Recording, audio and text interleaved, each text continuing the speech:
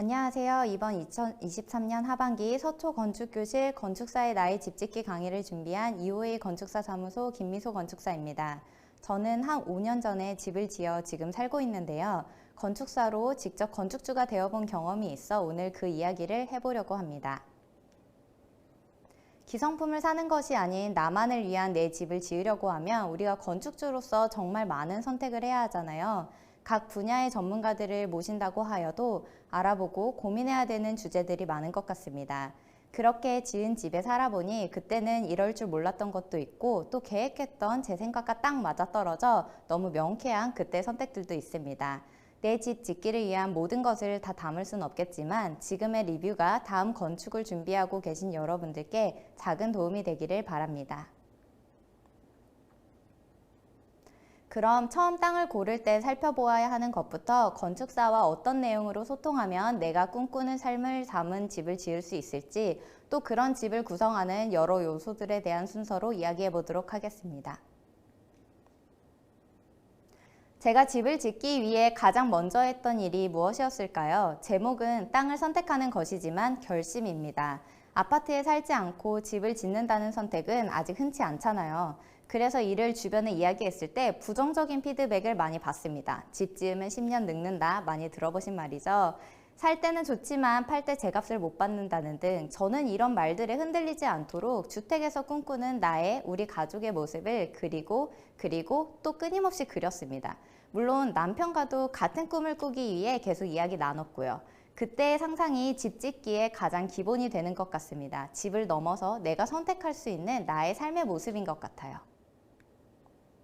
남편과 어느 정도 뜻을 맞춘 다음에는 통장을 뒤졌습니다. 있는 돈 없는 돈까지 세마여 예산을 잡았고요. 네이버 부동산을 시작으로 땅을 보러 다녔습니다. 처음에는 갈팡질팡한 마음으로 도심지 땅부터 전원주택지까지 좀 대중 없이 돌아다녔는데요. 시작할 때만 해도 아직 어떤 집을 내가 원하는지 확실하지는 않았던 것 같아요. 그래서 더 오래 걸렸던 것도 사실인데요. 틈틈이 시간을 내어 많이 가보는 수밖에 없는 것 같습니다. 동네 다니면서 분위기를 살펴보더니 내가 더 머물고 싶은 지역을 찾을 수 있었습니다.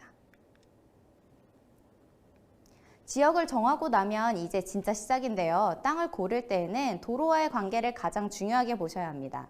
특히 크지 않은 땅에서는 여기에서 정해지는 것들이 많은데요. 우리가 중요하게 생각하는 향, 채광, 진입, 이웃과의 관계 등이 있습니다.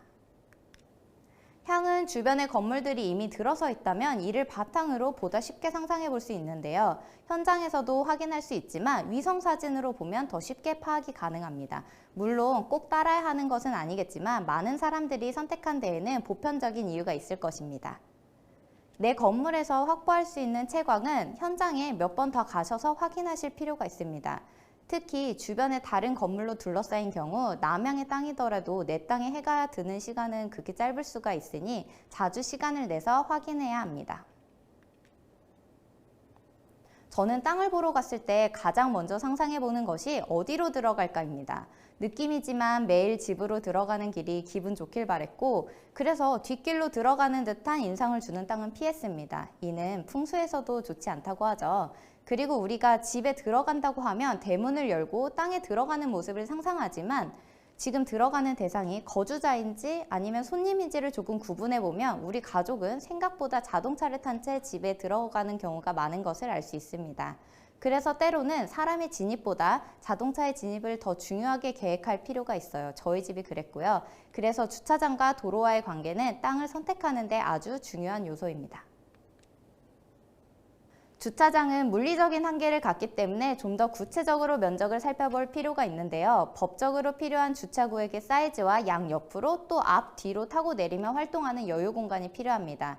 가끔은 구획은 2대인데 이 여유 공간이 없어서 두 구획의 한가운데 차량 한 대만 주차하는 집 정말 많이 봤어요.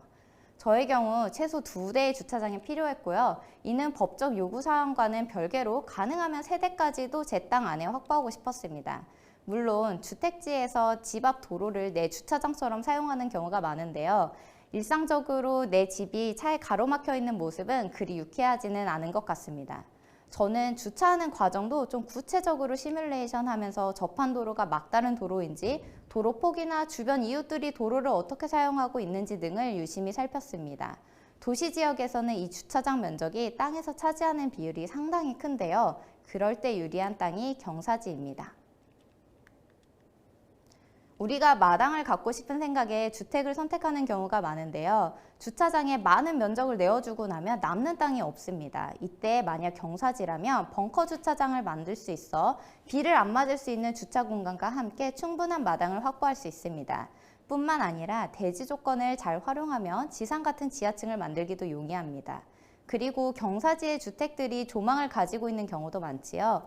이렇게 말씀드리니 경사지가 무조건 좋은 것 같기도 하는데요. 벙커 주차장을 비롯 지하층 공사비는 제법 많이 필요하고요. 시공 능력에 따라 땅과 만나는 부분에서의 곰팡이 등 하자가 생기기 쉽습니다. 그리고 경사지의 주택들은 그 땅까지 가는 길도 경사인 경우가 많아 차가 없으면 접근이 힘들기도 하고 눈이 많이 오는 날에는 집에 못 올라갈 수도 있어요. 그럼에도 저는 경사지가 있는 땅을 선택했습니다.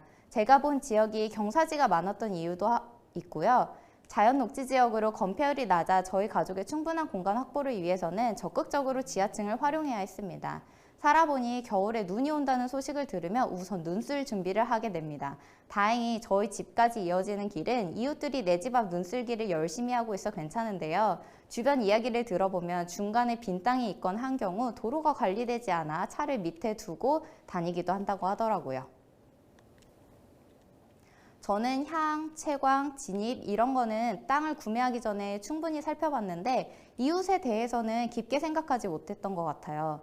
이웃을 잘 만나야 한다라는 말을 떠나서 저희 땅은 사방에 이미 이웃이 있는 집이었어요.